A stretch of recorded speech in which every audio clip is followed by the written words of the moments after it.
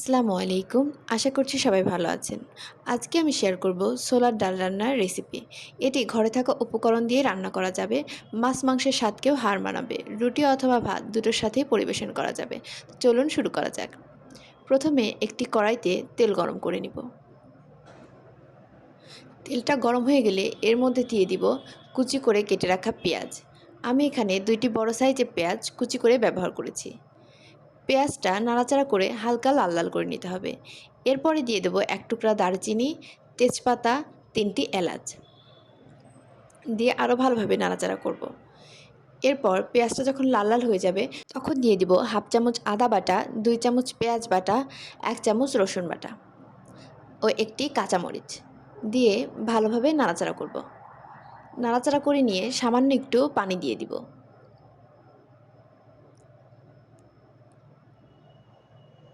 পানি দিয়ে একটু নাড়াচাড়া করার পরে দিয়ে দেবো 1 চামচ লবণ, 1/2 চামচ হলুদের গুঁড়া, 1 চামচ মরিচের গুঁড়া। ঝালটা আপনাদের পরিমাণ মতো ব্যবহার করবেন। সাথে 1/2 চামচ জিরার গুঁড়া দিয়ে ভালোভাবে নাড়াচাড়া করে নিব।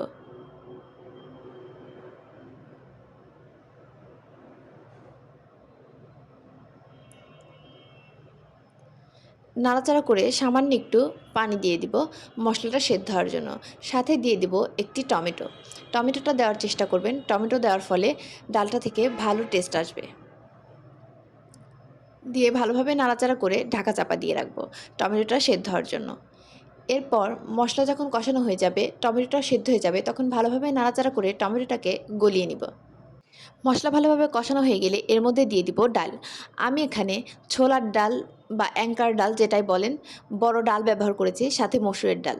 ছোলার ডালের সাথে মসুরের ডাল ব্যবহার করলে ডাল রান্না অনেক ঘন ঘন হয়, আর শুধু ছোলার ডাল রান্না করলে ডাল রান্না অনেক পাতলা হবে।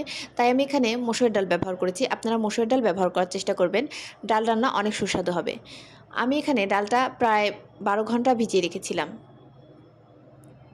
এরপর ভালোভাবে নাড়াচাড়া করে ঢাকা চাপা দিয়ে কষিয়ে নিব। কষানো হয়ে গেলে পানি অ্যাড করে দিব।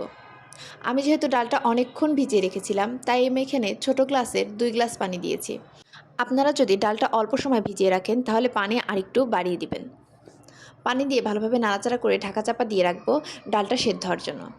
ডালের পানি শুকিয়ে গেলে চেক করে নেবেন ডালটা সেদ্ধ হয়েছে কিনা। ডালটা যদি সেদ্ধ হয়ে যায় তাহলে 1/2 চামচ জিরা গুঁড়া দিয়ে নাড়াচাড়া করে নেবেন। আপনারা এখানে দেখতে পাচ্ছেন কি পরিমাণে ডালের ঘনত্বটা আছে। ডাল একদম পানি শুকিয়ে ফেলা যাবে না। পানি শুকিয়ে ফেললে পরে একদম ডালটা শক্ত হয়ে যাবে, যেটা খেতে ভালো লাগবে না। একটু পানি পানি অবস্থাতে ডালটা নামিয়ে নেবেন, কেননা এই ডাল রান্নার পরে অনেকটা পানি শুষে যায়। এভাবে ডাল রান্না করলে অনেক সুস্বাদু হয়। আপনারা এই ডালটি ভাত অথবা রুটি যে কোনো কিছুর সাথেই পরিবেশন করতে পারেন। একদম জমে যাবে। আল্লাহ হাফেজ সবাইকে।